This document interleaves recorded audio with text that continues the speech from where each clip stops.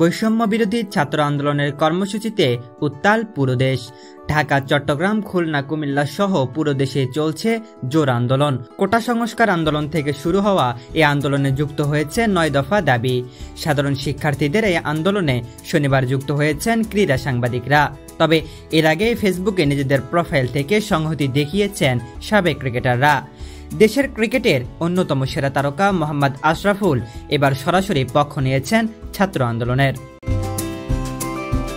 এছাড়াও প্রবাসী ক্রিকেট সমর্থককে করা দেশের জন্য কি করেছেন এমন প্রশ্নের প্রেক্ষাপটে টাইগার অলরাউন্ডারের কড়া সমালোচনা করেছেন সাবেক তারকা স্পিনার মোহাম্মদ রফিক। কয়েকদিন আগে কানাডার গ্লোবাল টি-20 ম্যাচ শেষে এক দর্শকের তোপের মুখে পড়েন সাকিব আল হাসান। দেশের চলমান পরিস্থিতি নিয়ে সাবেক এই বাংলাদেশ অধিনায়ক নীরব থাকায় এক দর্শক তাকে প্রশ্নের মুখে ফেলেন। জবাবে ওই ভক্তকে আপনি দেশের জন্য কি করেছেন বলে পাল্টা প্রশ্ন করেন সাকিব। জানিয়ে এবার টাইগার অলরাউন্ডারের কড়া সমালোচনা করেছেন সাবেক তারকা স্পিনার মোহাম্মদ রফিক। গণমাধ্যমের মুখোমুখি হয়ে রফিক বলেন, সাকিবের ভালো দিক যেমন আছে তেমনি খারাপ দিকও আছে।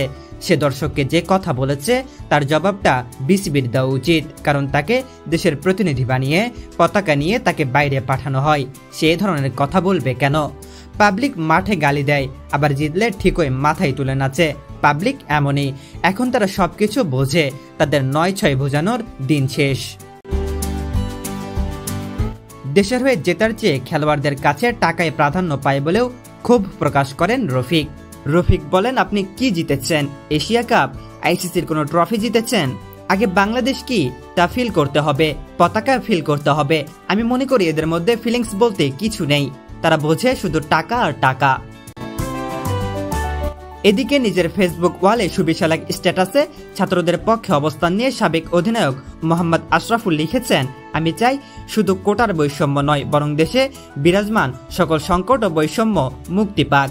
সাবেক এই অধিনায়ক সাবেক এবং বর্তমান ক্রিকেটারদের যারা ছাত্র আন্দোলনের পক্ষে অবস্থান নিয়েছেন তাদের ধন্যবাদ জানিয়ে লিখেছেন, জাতীয় ও আন্তর্জাতিক পর্যায়ে আজ আপনি যত বড় ক্রিকেটার বা স্টারই হন না কেন, আপনার দেশ, আপনার দেশের শিক্ষার্থী তথা তরুণ সমাজ, সর্বোপরি দেশের সকল শ্রেণী পেশার মানুষ আপনার অহংকার আর তাদের সাপোর্ট ও ভালোবাসায় আজ আপনি তারকা, মহাতারকা। অনেককেই দেখলাম শিক্ষার্থীদের হতাহতে, গ্রেপ্তারে ও মৃত্যুতে সহানুভূতি, সমবেদনা জানিয়ে পাশে থাকার পোস্ট দিয়েছেন। তাদেরকে আন্তরিকভাবে ধন্যবাদ।